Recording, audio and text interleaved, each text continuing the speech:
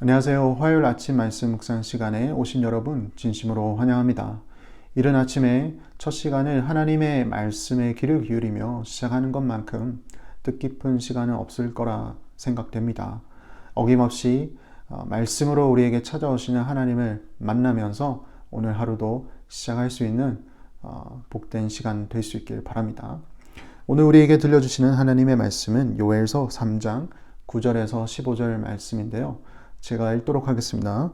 너희는 모든 민족에게 이렇게 널리 선포할지어다. 너희는 전쟁을 준비하고 용사를 격려하고 병사로 다 가까이 나와서 올라오게 할지어다. 너희는 보습을 쳐서 칼을 만들지어다.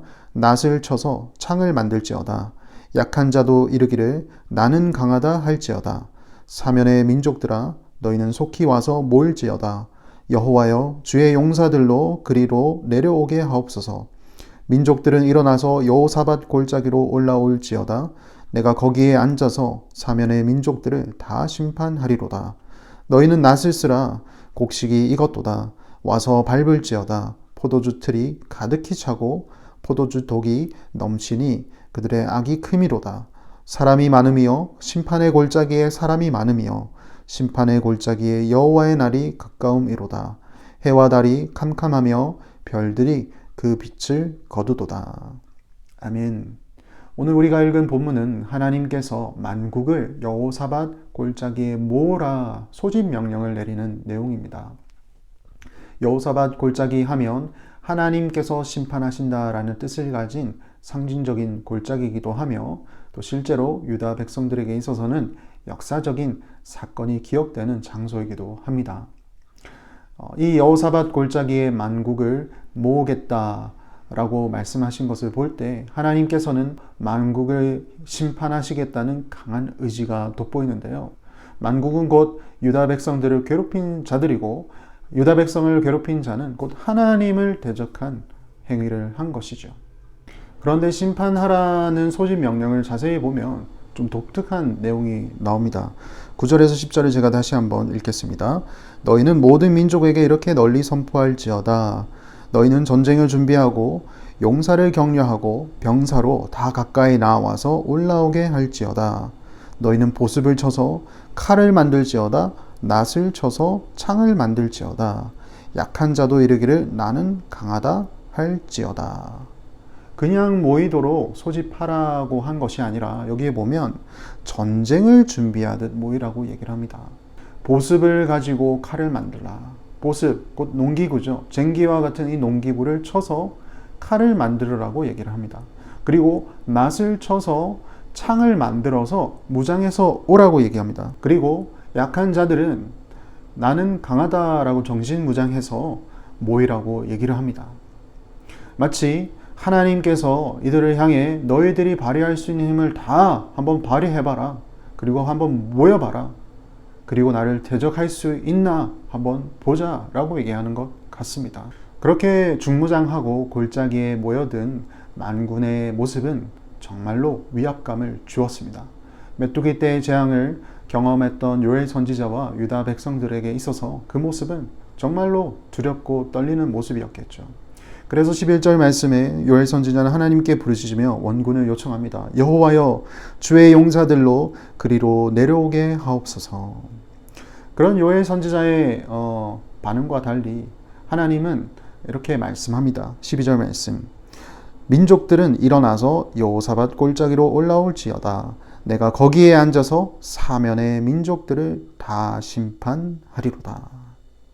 하나님은 찾아오는 무리를 다 심판하겠다라고 얘기를 하십니다. 만국이 아무리 중무장해서 쳐들어온다 할지라도 하나님의 시각에서는 그들은 단지 재판 때에 찾아오는 죄인들의 무리일 뿐이었습니다. 아니, 처음부터 생각해보면 그 누가, 그 어느 권력이 하나님께 대항할 수 있겠습니까? 게임도 되지 않는 싸움이죠. 조금만 생각해보면 당연한 이야기이지만 현실은 그렇지 않습니다. 세상은 오히려 하나님과 대적해서 이길 수 있다라고 착각합니다. 아니, 처음부터 하나님의 존재 자체를 부정합니다. 그게 바로 요엘서가 살았던 당시 시대의 사람들의 모습일 뿐만 아니라 오늘날 우리가 살아가는 이 시대의 모습 또한 마찬가지입니다. 하나님은 끊임없이 그들을 향해서 경고를 합니다. 마지막 때가 임할 것이고 그리고 그날에는 여호사밧 골짜기에서 당신께서 심판하시겠다라고 분명히 말씀하시지만 세상은 만국은 그렇게 믿지 않는 것이죠. 그리고 그 끝은 어떻게 되나요? 하나님의 심판만이 기다리고 있습니다. 13절 너희는 낫을 쓰라 곡식이 익었도다 와서 밟을지어다 포도주 틀이 가득히 차고 포도주 독이 넘치니 그들의 악이 크미로다. 마치 농부가 때가 되어 추수를 하듯 그리고 과수원에 포도가 넘쳐나서 포도즙을 짜듯 하나님의 심판은 가차없이 행해질 것이다 라고 얘기를 합니다. 만국 군대가 만반의 준비를 다해서 총 공격을 한다 할지라도 그들의 힘은 낫을 손에 쥔 농부 앞에 선 곡식에 불과하며 그리고 포도즙 틀 아래에 꽃 밟혀 즙이 될 포도에 불과할 뿐입니다. 그리고 그날이 속히 올 것이라고 선지자 요엘이 계속해서 이야기합니다. 14절과 15절 사람이 많음이여 심판의 골짜기에 사람이 많음이여 심판의 골짜기 여호와의 날이 가까움이로다. 해와 달이 캄캄하며 별들이 그 빛을 거두도다. 사랑하는 성도 여러분, 우리가 믿는 하나님은 세상의 그 어떠한 권세와 권력도 능히 이겨내지 못할 전지전능하신 하나님이십니다. 그리고 이 세상을 다스리시고 바르게 심판하실 분이시다라는 것을 오늘 말씀을 통해서 다시 한번 일깨워 주십니다. 반면 세상은 여전히 우리에게 하나님은 없다, 하나님을 의지하지 말라라고 수많은 종류의 형식으로 우리를 유혹합니다. 그럴 때마다 우리는 더욱더 굳건하게 하나님의 말씀 앞에 엎드리고 하나님의 위대하심을 우리는 기억해야 합니다. 여호사밧 골짜기를 기억하며 마지막 날에 하나님께서 온 만국을 소집하여 그들을 심판하실 것이다 라는 것을 우리는 기억해야 합니다. 그리고 마지막 때가 오기 전에 우리는 그 세상을 향하여서 여전히 세상을 사랑하시어 독생자 예수 그리스도를 보내신 하나님의 사랑과 은혜를 전할 수 있어야겠습니다. 오늘 하루도 우리에게 주어진 사명을 잘 감당하는 귀한 하루 될 수 있길 바랍니다. 기도하겠습니다. 하나님 아버지 감사합니다. 오늘 말씀을 통하여 주님께서 얼마나 위대하신 분인지 다시 한번 깨우쳐 주신 것 감사합니다. 세상의 권세와 권력은 주님 앞에서 그 힘을 발휘할 수도 없고 오직 주님의 권세와 능력 앞에 무릎 꿇을 수밖에 없습니다. 하지만 여전히 오늘날을 살아가는 이 세상은 하나님의 존재에 대해서 의문을 품고 때로는 대적하고 있습니다.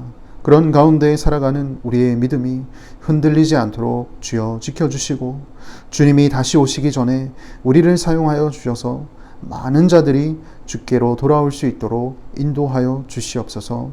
오늘 하루도 주님을 의지하며 승리하는 하루 되게 하여 주시옵소서. 예수님 이름으로 기도합니다. 아멘.